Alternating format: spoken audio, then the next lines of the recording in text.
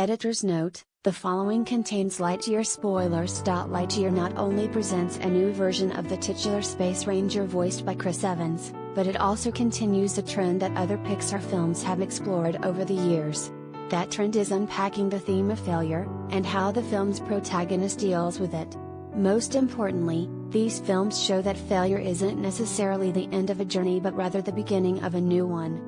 And given that Pixar core audience tends to consist of families, that's an important takeaway, both for the children in the audience and their parents.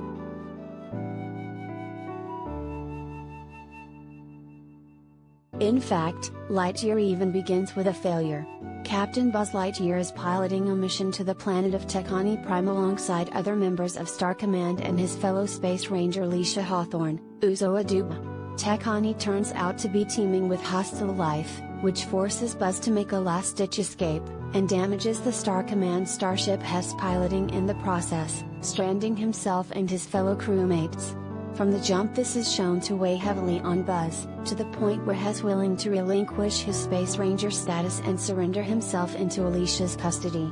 But she reminds him of an old Star Command adage: finish the mission. And that mission is to get everyone home.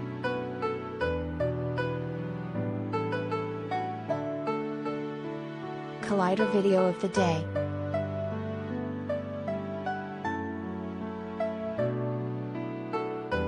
Yet Buzz encounters even more failure in the process.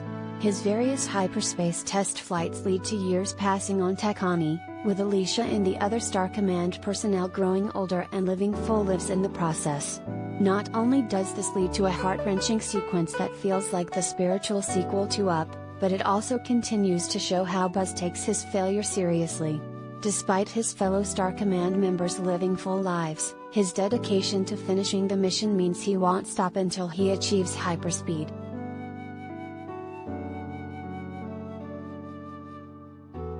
Buzz eventually comes to terms with his failure when he encounters the mysterious Emperor Zurg, James Brolin, and his army of robots.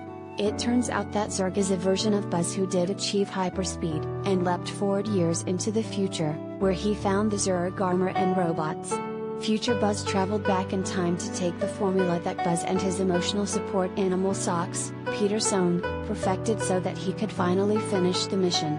This doesn't sit well with Buzz, who has grown attached to a trio of junior Space Rangers including Alicia's granddaughter Izzy, Kiki Palmer. Older Buzz finishing his mission would mean that they'd cease to exist.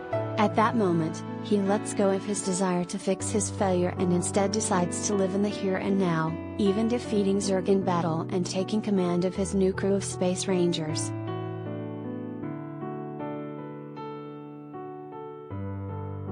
Other Pixar films have taken a similar approach, most notably Monsters University.